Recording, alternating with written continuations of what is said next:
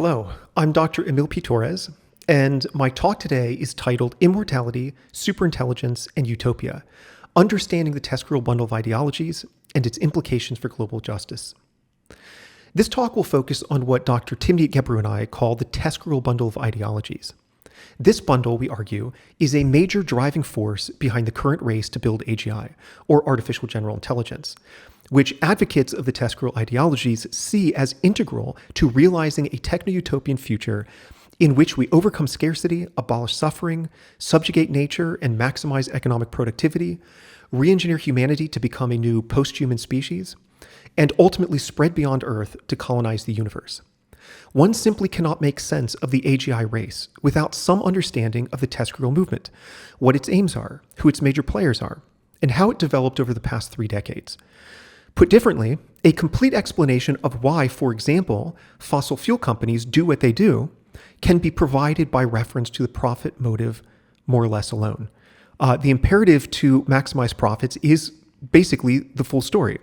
The case of AI companies is different, though. Here, the profit motive is a major reason that Google, Microsoft, Amazon, and so on are pouring billions of dollars into leading AI companies like DeepMind, OpenAI, and Anthropic. But that's only half the picture. The other half concerns the TESCREAL ideologies. Indeed, all of the leading AI companies emerged directly out of the TESCREAL movement. It was the belief that AGI will constitute a history-rupturing event that will usher in utopia that motivated their founding. Hence, TESCREALism is absolutely essential for understanding what's going on with AGI right now and where the push to build superintelligent machines is likely to take us. The acronym TESCREAL stands for Transhumanism, Extropianism, Singularitarianism, Cosmism, Rationalism, Effective Altruism, and Long-termism. A lot of large polysyllabic terms, I know. Although distinct, these ideologies are built around a shared set of value commitments, epistemic tendencies, and visions of the future. Historically, all have roots in the transhumanist movement, which is why I've described transhumanism as the backbone of the bundle. Furthermore, the communities that have coalesced around each letter in the acronym have overlapped considerably, with many people identifying with or having direct connections to multiple TESCREAL ideologies. In what follows, I'll begin with a brief description of each ideology. I'll then examine a split within the TESCREAL movement between so-called doomers and so-called accelerationists. After that, we'll look at a few examples of people that Gebru and I would classify as TESCREAlists. The remainder of my talk will explore the reasons why I believe both the pursuit and potential realization of the techno-utopian fantasies at the very heart of the TESCREAL bundle pose grave dangers to humanity. To begin, transhumanism is the claim that we should use advanced technologies to take control of our evolutionary trajectory by redesigning the human organism, thus creating one or more superior post-human species. These post-humans could be immortal, superhumanly intelligent, have perfect control over their emotions, and be endowed with new sensory modalities like echolocation or magnetoreception. They could also be supermoral. And indeed, some transhumanists have argued for injecting supposedly morality-boosting chemicals, such as oxytocin, into the public water system. Yet another possibility is to upload our minds to computers, which would enable us to back up our memories and attain a kind of digital immortality. Ultimately, transhumanists imagine that by becoming post-human, we could create a literal utopia in this life, with some transhumanists like Nick Bostrom referring to this goal as, quote, paradise engineering. Transhumanism was initially developed during the 20th century by leading eugenicists, such as Julian Huxley, who presided over the British Eugenics Society from 1959 to 1962. It is, uncontroversially, a type of eugenics. One could even call transhumanism eugenics on steroids. Whereas the 20th century eugenicists hoped to use science to perfect the human species, transhumanists go a step further in aiming to transcend humanity altogether. There are also important parallels between transhumanism and traditional religion, as early transhumanists like Huxley were explicit about transhumanism being a secular replacement for religion. Like traditional religion, transhumanism provides its advocates with a sense of meaning and purpose in life, and the promise of utopia offers believers a kind of eschatological hope for the future. By re-engineering humanity, we can create utopia here and now, in this world rather than the other world, in this life rather than having to wait for the afterlife. No divine agency is necessary. Transhumanists even have their own version of resurrection. If you fail to live long enough to live forever, you can have your body or brain cryogenically frozen in hopes of being reanimated once that becomes technologically feasible. Given that transhumanism is the backbone of the TESCREAL bundle, this bundle itself could thus be seen as a kind of new religious movement, one that has become pervasive within Silicon Valley and is now driving the race to build AGI, which some describe as godlike AI. The reasoning here with respect to AI could be reconstructed as follows. If God doesn't exist, then why not just create him? Extropianism, the E in TESCREAL, was the first organized transhumanist movement. It emerged in the late 1980s and early 1990s, founded by the philosopher Max More, who is currently the ambassador and president emeritus of Alcor, a California-based cryonics company. The fundamental commitments of extropianism are boundless expansion, self-transformation, dynamic optimism, intelligent technology, and spontaneous order, which spells out the acronym Best Do It So. Extropianism was deeply and is still deeply libertarian. And indeed, Ayn Rand's Atlas Shrugged was included on the official Extropian reading list. The movement also hosted a listserv that enabled transhumanists from around the world to share ideas. It was, in fact, on this very listserv that Nick Bostrom, who has direct connections to every letter in the TESCREAL acronym, as we'll discuss in a bit, sent his now famous email in which he declared that, quote, blacks are more stupid than whites, after which he mentioned the N-word. In a recent apology for the letter, after I happened to stumble upon it in December of 2022, Bostrom said that he regretted using the N-word, but did not walk back his claims about race and intelligence. So that's a brief snapshot of extropianism. Moving on to singularitarianism, a word that happened to be coined by extropians. This is another version of transhumanism, just like extropianism was, which emphasizes the coming, quote-unquote, technological singularity. The most prominent singularitarian in the world right now is Ray Kurzweil, currently an engineer at Google, who was personally hired by Google co-founder Larry Page, who himself is a techno-utopian. Kurzweil describes the singularity as the point at which the exponential development of technology becomes so rapid that it triggers a fundamental rupture in human history. Humans will fully merge with machines, we will cure all diseases and be able to live forever, and eventually we will initiate a colonization explosion. The light of consciousness will be spread throughout the cosmos, and in Kurzweil's words, the universe itself will begin to, quote, wake up. A similar conception of the singularity concerns the idea of an intelligence explosion, whereby AI systems become intelligent enough to recursively self-improve. Over a period of months, weeks, or perhaps even just seconds, these systems will become vastly more quote-unquote intelligent than humans, towering above us to the same extent that we tower over the lowly cockroach. If the resulting superintelligences are friendly, a technical term introduced by Eliezer Yudkowsky, meaning that they enable us to create utopia, then they will solve all our problems, enable us to become post-human, and launch us into the heavens. This notion of the singularity is widespread in Silicon Valley, and much of the apocalyptic as well as utopian proclamations made since the introduction of ChatGPT in November of 2022 are intimately bound up with this singularitarian thesis. Moving on to Cosmism, the fourth letter in the TESCREAL acronym. Although the Cosmist ideology traces its roots to a handful of Russian theorists in the latter 19th century, Gebru and I are most interested in modern Cosmism, which has been defended most notably by a computer scientist named Ben Goertzel. In his A Cosmist Manifesto, Goertzel writes about transhuman AI minds, quote unquote, and argues that advanced technologies will enable us to upload our minds and achieve what he calls cyber immortality. Using, quote, scientific future magic, we will spread beyond Earth and engage in space-time engineering, whereby we redesign the universe itself at the most fundamental level. In his words, quote, "Space-time engineering and future magic will permit achieving by scientific means most of the promises of religions, and many amazing things that no human religion ever dreamed of." Of note is that Goertzel, while writing a book on machine intelligence with a colleague, was looking for a better term than transhuman AI. So he asked a former colleague, somebody who worked for him, named Shane Legg, and Legg suggested the term artificial general intelligence, or AGI. This became the title of Goertzel's co-authored 2007 book on the topic, which is how AGI ended up being added to our shared lexicon. 3 years after that book was published, Shane Legg, who came up with this term AGI, co-founded DeepMind, one of the leading AI companies that explicitly aims to create superintelligent machines.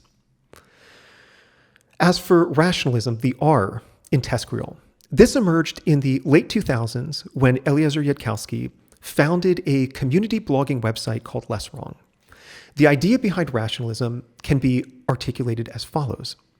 The project of creating utopia through AGI or some other advanced technology will require a high degree of rationality, of problem solving, of technical skill, and so on. So why not take a step back and try to figure out how exactly to optimize our rationality? From the very beginning, the rationalist community was focused on the problem of creating quote-unquote friendly AGI. Drawing from earlier theorists, Yudkowsky argued that there are far more ways for AGI to go wrong than for it to go right. And if AGI does go wrong, it will by default kill everyone on Earth. Does this mean that we should never build AGI? No, because AGI is probably necessary to create utopia. The solution is to optimize our rationality, not just through what rationalists call rationality training, but also using technologies to radically enhance or augment our cognitive systems. We will then put ourselves in the best position possible to ensure that godlike AI will do what we want it to do, namely, enable us to live forever among the stars. This is the essence of rationalism, which, despite the name, is quite distinct from the notion of rationalism within philosophy, if there are any philosophers in the audience. The effective altruist movement brings us to the EA part of the acronym. It emerged alongside rationalism, historically speaking, and it could be seen as the sibling of rationalism. Whereas rationalists want to optimize our rationality, effective altruists, or EAs, as they're called, want to optimize our morality. So EA is basically what one gets when rationalists consider the question, how do I maximize the amount of good that I do in the world? While EA might sound rather appealing at first glance, it is deeply problematic for many reasons. Consider, for example, the idea of earning to give, which was developed by EAs who were based in Oxford. So they argued that one might be able to do much more good by working for what a co-founder of the EA movement, William MacAskill, refers to as immoral organizations, such as petrochemical companies or companies on Wall Street. Imagine that you're considering a job at an environmental nonprofit. If you take the job, you'll spend the next 30 years fighting for climate change mitigation legislation, making, let's say, $50,000 a year. However, if you were to work for a petrochemical company or a company on Wall Street, you could make, again, let's say, $1.5 million annually. You could then donate most of this money to the environmental nonprofit that you declined to work at, thus enabling them to hire 20 extra employees who could fight for climate legislation. By working for an immoral organization, you could actually do much more good than if you were to work for the nonprofit. So this is the idea of earning to give. And after a conversation with William MacAskill in 2012, a young MIT student named Sam Bankman-Fried decided to pursue the earn to give career path. Initially, he got a job on Wall Street at Jane Street Capital alongside other EAs. In fact, his brother Gabe, who I believe is also an EA, worked for Jane Street Capital as well. Bankman-Fried then took a job at MacAskill's Center for Effective Altruism, after which he decided that crypto might be the best way to, quote, get filthy rich for charity's sake, to quote a journalist. As most of you no doubt know, Bankman-Fried is now in federal prison for perpetrating what's probably the biggest case of financial fraud in U.S. history, a direct result of his commitment to EA. Indeed, at the heart of EA is a deeply quantitative approach to ethics, whereby determining the right action to take is ultimately about crunching the numbers. As Yudkowsky, the founder of Rationalism, puts it, sometimes what one needs to do is simply, quote, shut up and multiply. It was precisely this idea that led Yudkowsky to argue that an unfathomably large number of people suffering the almost imperceptible discomfort of having a speck of dust in their eye would be worse than a single person being tortured mercilessly and relentlessly for 50 years straight. Though it seems like torture would be worse, just do the math. A tiny discomfort multiplied by a huge number of people experiencing that discomfort yields a much larger total amount of suffering than one person being trapped in a torture chamber for 5 decades. Ethics on this view can be seen as a branch of economics. Ethics as a branch of economics. And this kind of utilitarian thinking is precisely what led Bankman-Fried to reason that a little fraud here and there might be worthwhile if the benefits are sufficiently large. This leads us to the final letter in the acronym, which stands for long-termism. The central ideas that motivate long-termism come from transhumanism and modern cosmology. Transhumanism, once again, says that the future could be unimaginably marvelous if we use advanced technologies to re-engineer humanity and create utopia. Modern cosmology implies that our future in the universe could be unimaginably huge. For example, Earth will remain habitable for another 1 billion years or so. But if we spread beyond Earth, we could survive for another 10 to the 40 years at least. That's a 1 followed by 40 zeros. Even beyond that, perhaps we could survive until the heat death of the universe. That's 10 to the 100 years. So 1 followed by 100 zeros. Very, very huge amount of time. Furthermore, the accessible, or as long-termists would say, the affectable universe, meaning the part of the universe that we can actually affect, is also enormous. Meaning that the future post-human population could be many orders of magnitude larger than it is today. This is especially true if we create planet-sized computers on which to run virtual reality worlds full of quote-unquote happy digital people. Creating digital people is important because you can cram more digital people per volumetric unit of space than you can biological people. And according to the ethical theory of utilitarianism, which is very influential within long-termism, our sole moral obligation is to create the maximum amount of quote-unquote value in the universe as possible. Since more happy people means more total value, we have a moral obligation to create as many people as possible. And since we can create more people if they're digital rather than biological, we therefore have a moral obligation to go out and create all these digital people. So long-termism is what happens when EAs realize that the best way to do the most good in the world is to focus on the very far future, millions, billions, and trillions of years from now. The reasoning goes like this. If one wants to positively influence the greatest number of people, and if most people who could exist will exist in the very far future, then the rational thing to do is to prioritize actions that will impact these far future people, including making sure that they exist in the first place. According to one estimate, there could be at least 10 to the 45 digital people within the Milky Way galaxy alone. Another estimate from Bostrom puts the number at 10 to the 58 within the universe as a whole. Again, 1 followed by 58 zeros. Now imagine that you have a choice between lifting the 1.3 billion people currently in multidimensional poverty out of that poverty, on the one hand, and doing something that similarly benefits 0.00, and I won't say all the zeros, it's 47 zeros. That percentage of these future people. Which should you choose? The second would affect, as it happens, if you just crunch the numbers, far more people. And hence, you should opt not to help those currently living in poverty today.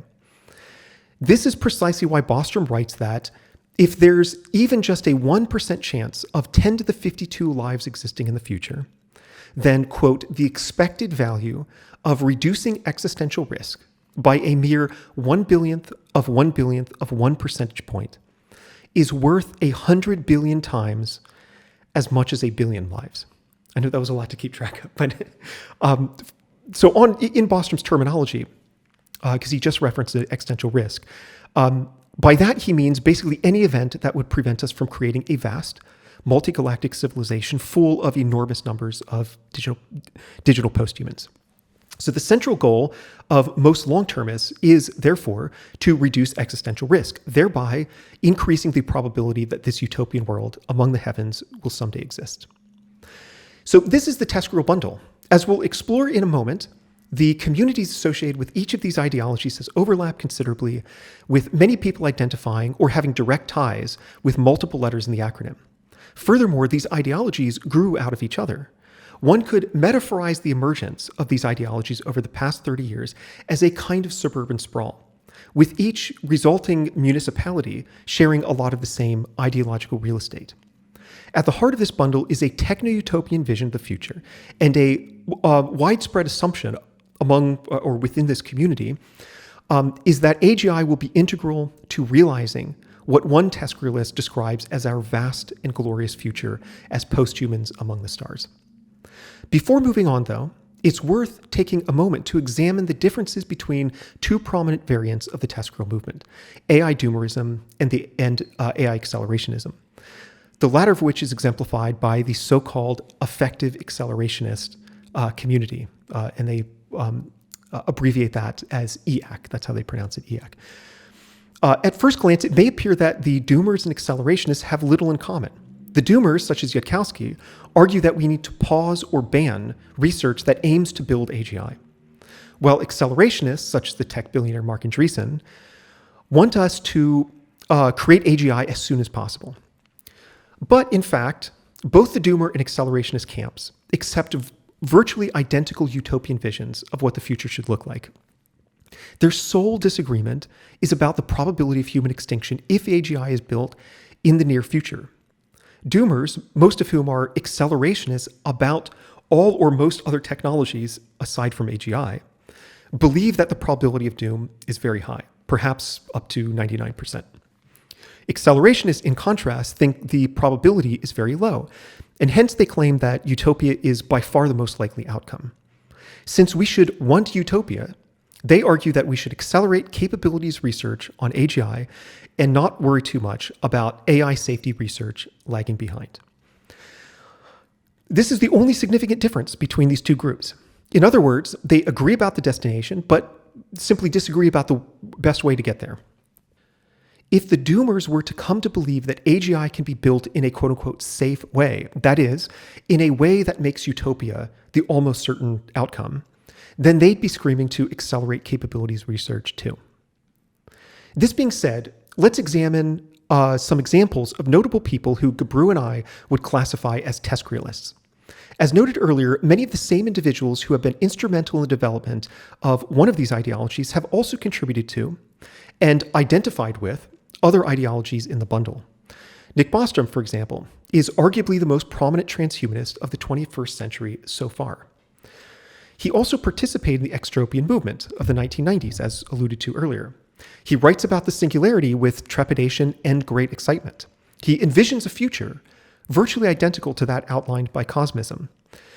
He's also hugely influential within the rationalist community and has close personal and professional ties with Yudkowsky. And Bostrom is also immensely influential among EAs. His Future of Humanity Institute, or FHI, which he founded in 2005, shares office space with the Center for Effective Altruism, and one of the co-founders of EA, Toby Ord, was a scholar at FHI and co-authored an article about transhumanism with Bostrom before EA appeared on the scene. Finally, Bostrom also co-founded the long-termist ideology by publishing in the early 2000s several papers that laid the foundations of long-termism. The only TESCREAL ideology that Bostrom isn't explicitly linked to is Cosmism. Although, as alluded to just a moment ago, the visions of long-termism, Cosmism are more or less the same: to become post-human, spread beyond Earth, and flood the universe with consciousness. One could say something similar about Yudkowsky, Ben Goertzel, Ray Kurzweil, William MacAskill, Toby Ord, and many other notable figures. For example, Yudkowsky and Goertzel are also transhumanists who participated in the Extropian movement, and both write about the singularity. In fact, Yudkowsky was one of the leading singularitarians in the early 2000s. Yudkowsky then went on to found the Rationalist movement, while Goertzel introduced modern Cosmism along with the term artificial general intelligence, and then founded SingularityNet.io. Both embrace worldviews or normative futurologies that are very aligned with the central tenets of long-termism. Indeed, Yudkowsky himself has been very influential among long-termists. Or consider some leading figures in the tech world. Elon Musk has explicitly called long-termism, quote, a close match for my philosophy, and retweeted a link to Bostrom's paper arguing that we should colonize space as soon as possible and build planet-sized computers to run simulations full of trillions and trillions of people. Included in the original tweet was the line, quote, likely the most important paper ever written. This is, of course, consistent with the goal of Musk's company SpaceX. And Musk has been clear that he sees humanity becoming multiplanetary as a fundamentally humanitarian project. He talks about the importance of preserving, quote, the light of consciousness, and once wrote that, quote, what matters is maximizing cumulative civilizational net happiness over time, which is just another way of expressing the fundamental commitment of long-termism. He is, furthermore, a transhumanist, even if he doesn't actually use that term. His company Neuralink is trying to jumpstart the next stage of human or post-human evolution by merging our brains with AI. And as I've argued before, everything that Musk does makes perfectly good sense when viewed through the lens of the TESCREAL bundle. And it kind of doesn't make that much sense outside or outside of this framework. Yet another example is Sam Altman, the CEO of OpenAI. In 2018, Altman was one of 25 people who signed up with a company called Nectome to have his brain preserved if he were to die, so that it can be uploaded to a computer. He says that he's pretty sure minds will be digitized in his lifetime, according to an MIT Technology Review article, adding that, quote, I assume my brain will be uploaded to the cloud. He secretly donated $180 million to a longevity startup called Retro Biosciences, which hopes, quote, to prolong human life by discovering how to rejuvenate our bodies. And according to a New York Times profile of Altman, he is, quote, the product of a strange, sprawling online community that began to worry around the same time Mr. Altman came to the Valley that artificial intelligence would one day destroy the world. Called rationalists or effective altruists, members of this movement were instrumental in the creation of OpenAI. Indeed, all of the leading AI companies, DeepMind, OpenAI, Anthropic, and xAI, have their origins in the TESCREAL movement. As noted earlier, Shane Legg co-founded DeepMind, and he has been involved in the TESCREAL community for many years. After completing his PhD in 2008, for example, he received $10,000 from the Canadian Singularity Institute for Artificial Intelligence. And 2 years later, he delivered talks about AI at the Singularity Summit, which was founded by Yudkowsky, Kurzweil, and Peter Thiel, the last of whom is a transhumanist who once gave a keynote address at a major EA conference. Anthropic is run by long-termists who lean more toward the doomer than accelerationist persuasion, in contrast to Altman, who seems more sympathetic with accelerationism than doomerism. And furthermore, xAI was founded by Musk, who then hired someone named Dan Hendricks as one of its advisors. According to a post co-authored by Hendricks on the Effective Altruism Forum, he, quote, was advised to get into AI to reduce existential risk, and so settled on this rather than proprietary trading for earning to give. Or consider that DeepMind started with funding from Musk, Peter Thiel, and Jan Tallinn, the last of whom is a prominent TESCREAList who gives generously to support what he himself calls the AI safety and X-risk ecosystem, X-risk meaning existential risk. Tallinn co-founded the Center for the Study of Existential Risk at Cambridge University, as well as the Future of Life Institute that's loosely based in Boston. Much of the money within the TESCREAL community, and here we're talking tens of billions of dollars, circulates through incestuous channels, from super wealthy donors like Tallinn to institutes and organizations that may now number in the hundreds. We needn't go into the details here, but the TESCREAL community has lots and lots of money, which is partly how TESCREALists managed to make AGI the cherished goal of all the top AI companies. or what have become the top AI companies. If not for the belief that AGI will be the most significant invention that humanity ever creates, either ushering in a utopian paradise or destroying the vast and glorious future that awaits us, it is very unlikely that anyone would be talking about AGI right now.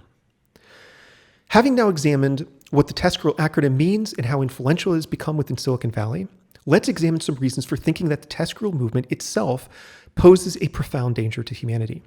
These reasons can be divided into two general categories.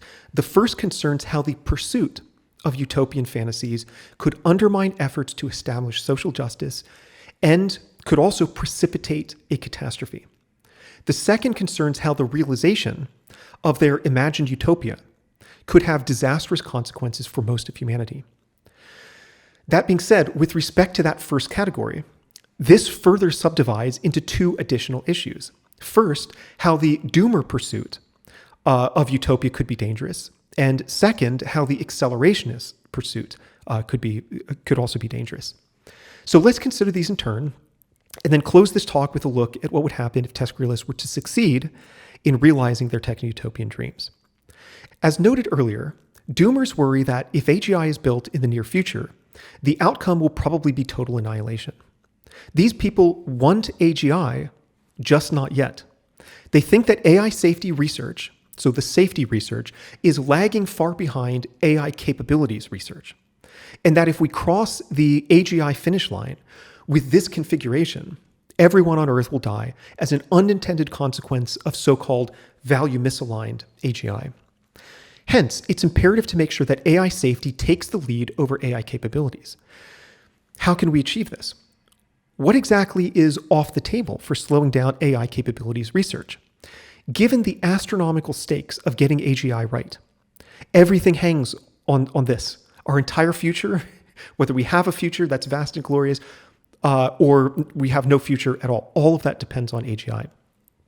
So it should be unsurprising that some in the community have begun to discuss extreme, even violent measures to prevent AGI from being built in the near future. For example, in a late 2022 workshop held in Berkeley, California, and organized by 3 people who are affiliated with the TESCREAL movement, some attendees suggested targeted assassinations of AI researchers working on AGI. One wrote, as recorded in the meeting minutes of the workshop, that doomers might emulate Ted Kaczynski, the Unabomber, by, quote, building bombs from your cabin in Montana and mailing them to DeepMind and OpenAI. This was followed a few sentences later by the statement, strategy: we kill all AI researchers. To be clear about this, DeepMind and OpenAI are very much part of the TESCREAL movement. The suggestion to be Ted Kaczynski, once again quoting the meeting minutes, was made by TESCREAL doomers as a possible solution to what they see as the recklessness of TESCREAL accelerationists. Both the doomers and accelerationists are part of the very same family. Disagreements about the risks associated with AGI are essentially family disputes. And as many people know, family disputes can be vicious. While no AI researchers at these companies have yet been killed, I think this is a ticking time bomb, and the probability of violence could increase sharply if, for example, OpenAI were to release a more advanced GPT system, GPT 5 or 6 or 7, that doomers see as just a half skip away from full-blown AGI. As the AGI finish line appears to get closer, at least to the doomers, these TESCREAL doomers will become even more convinced that we're living in a do-or-die apocalyptic moment. And perceived apocalyptic moments have led to all sorts of violent acts throughout human history. Or consider statements made last year by arguably the most prominent doomer in the world, Yudkowsky. In a Time magazine article, he made the case that states should be willing to engage in military strikes against rogue data centers, even at the risk of triggering an all-out thermonuclear war. The reasoning goes like this. A thermonuclear war probably won't kill everyone on Earth. In other words, it wouldn't be an existential catastrophe, while an AGI apocalypse would. Hence, we should risk the former to avoid the latter if that's necessary. When he was asked on social media, quote, how many people are allowed to die to prevent AGI from being built in the near future, he answered that so long as there are enough survivors for humanity and civilization to continue, then, quote, in his words, there's still a chance of reaching the stars someday. At the same time, the focus on apocalyptic sci-fi scenarios involving AGI have distracted attention away from the many harms being caused right now by AI companies, from worker exploitation and the environmental impact of large language models, to the fact that these systems are built on massive intellectual property theft. I won't go into this issue here, but suffice to say that AI companies are causing profound harm on the march to build AGI, which leads to the second question about how the accelerationist pursuit of an AI god is also extremely dangerous. Put briefly, accelerationists don't care about these near-term or immediate harms of AI. They see utopia hovering just above the horizon, within reach, and want to get there as soon as possible. After all, many believe that if we get AGI within our lifetimes, then we get to live forever, to never die, because we can ask the AGI to, quote unquote, cure aging, and after 2 or 3 seconds of thinking, the AGI will devise a solution. We're too close to utopia, and the stakes are too large for us to care about trivial matters like intellectual property theft and the exploitation of workers in the global south. This gestures at a general point that pertains to both the doomer and accelerationist perspectives. When one takes a grand cosmic view of humanity and our position in space and time, all non-existential problems fade into nothingness.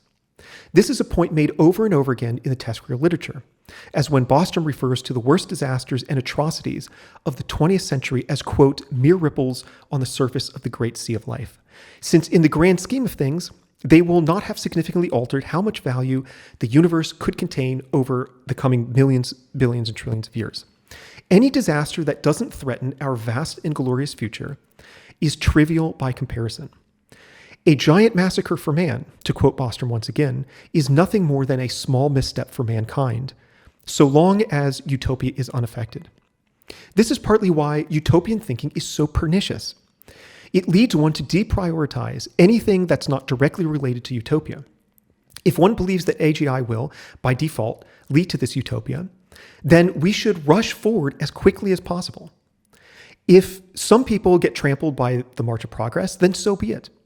In contrast, if one believes that AGI will, by default, destroy humanity and, along with us, the paradisaical world that we could otherwise create, then even the most extreme violent measures, even a thermonuclear holocaust, will begin to look quite reasonable. As history shows over and over again, a utopian vision of the future paired with a broadly utilitarian mode of moral reasoning is an extremely dangerous combination. It's this combination that motivated the communist revolutions and all the atrocities that happened under Stalin and Mao. It was lurking behind Hitler's promise of a kind of utopian 1,000-year Reich in the future. It's partly what led terrorist groups like Aum Shinrikyo in Japan, the Islamic State and Al-Qaeda as well, to perpetrate acts of brutality and violence. If, say, a politician were to take Yudkowsky's claim seriously, it's entirely possible that we spiral into a thermonuclear war that could kill, according to the most recent studies on the topic, more than 5 billion people on Earth. This is the first category of dangers associated with the pursuit of utopia. Again, the pursuit, the doomer pursuit of utopia on the one hand, and the accelerationist pursuit of utopia on the other. The second category concerns the realization of utopia.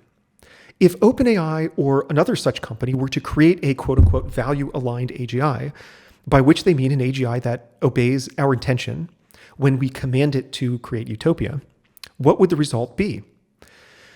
The problem here is that utopia, in most cases at least, is inherently exclusionary. Someone is always left out. If there are capitalists in a communist utopia, then that utopia is not utopia. If there are non-believers in a Christian heaven, then that's not heaven. So the question arises, who exactly is the utopia envisioned by TESCREALists for? Who is included? Who is left out? One of the most striking features of the TESCREAL literature is the conspicuous lack of virtually any reference to what the future could, or more importantly, should, look like from the perspectives of, for example, Afrofuturism, indigeneity, feminism, Islam, disability, queerness, non-Western thought traditions, or even the non-human world. Rather, the utopia of TESCREALism was designed almost entirely by extremely privileged white men at elite universities like Oxford and in Silicon Valley, and it reflects their, and only their, Western, capitalistic, Baconian tendencies. For them, utopia is all about subjugating nature, conquering the natural world, extracting resources, and exploiting what they call our cosmic endowment of negentropy or negative entropy, and ultimately maximizing value. More is better, bigger is better, and maximization is perhaps the most fundamental value at the root of the TESCREAL worldview. So, is there any place for, say, indigenous communities in this future? What about Muslims? A 2015 Pew study concluded that religion is actually growing around the world, and that the total number of Muslims by 2050 will be nearly 2 billion. In a very real sense, then, the future, at least the foreseeable future, is religious. And hence, failing to take this into consideration shows a marked lack of, if you will, futurological thoughtfulness. Or what about non-human animals? What future do they have in a TESCREAL utopia? William MacAskill, in fact, argued in his 2022 book, What We Owe the Future, that our obliteration of the natural world might actually be net positive, because the fewer wild animals there are, the less wild animals suffering. And on his ethical view, he wants to reduce suffering. So to quote him, if we assess the lives of wild animals as being worse than nothing, which I think is plausible, then we arrive at the dizzying conclusion that from the perspective of the wild animals themselves, the enormous growth and expansion of Homo sapiens has been a good thing. My colleague Monica Bilskita likes to say that one should never design for, but always design with. Historically and contemporarily, the TESCREAL movement has been overwhelmingly white and male. And as alluded to earlier, these individuals have made virtually no effort to think seriously about what the future ought to look like from perspectives that aren't informed by the enormous privilege that they have as white men in Western society. These individuals are designing a future which they hope will be realized by AGI for the rest of humanity, without giving representatives of other traditions of thought, other perspectives and cultures and so on, a seat at the table. Consequently, I believe that if they were to succeed in building their utopia, the result would be utterly catastrophic for most of humanity, and probably the natural world as well. Marginalized peoples would be marginalized even further, if not eliminated entirely, and the colorful tapestry of human cultures would be reduced to a single monoculture, founded on the capitalistic imperatives to extract, exploit, and maximize, and the Baconian command to subjugate and control. In a phrase, the utopian visions of TESCREALism are profoundly impoverished, shallow, and empty. And even if these visions were to make some room for non-TESCREALists, who among the latter group would actually want to live in this paradise? Some have noted that it's easy to agree about what a dystopia would look like, but it's very hard to get more than a few people to concur about utopia. In this case, my guess is that a large majority of humanity would have no interest in following the TESCREALists through the pearly gates of their techno-heaven. Hence, we should have no interest in endorsing the current race to build AGI, which will have catastrophic consequences for most of humanity, whether or not the AGI is quote-unquote value aligned. If it isn't value aligned, then perhaps the TESCREAL doomers are right that it will quickly kill everyone. And if it is value aligned, it will quickly fulfill the wishes of its creators, many of whom are TESCREALists, motivated by these promises of techno-utopia. In that case, most of humanity will still lose, because utopia for TESCREALists would be a dystopian nightmare for almost everyone else. AGI is a lose-lose situation for most of humanity. In conclusion, the TESCREAL framework is crucial for understanding what's going on right now with AGI. It explains why AGI is the explicit goal of leading AI companies and why public discussions of AGI are so bound up with utopian proclamations and apocalyptic warnings. But for all the talk of AGI destroying the world, I believe the TESCREAL movement itself poses a much greater threat. AGI isn't the danger, TESCREALism is. The first step toward counteracting this movement is understanding it. And hence, I hope this talk offered a useful overview of the idea. Thank you for listening.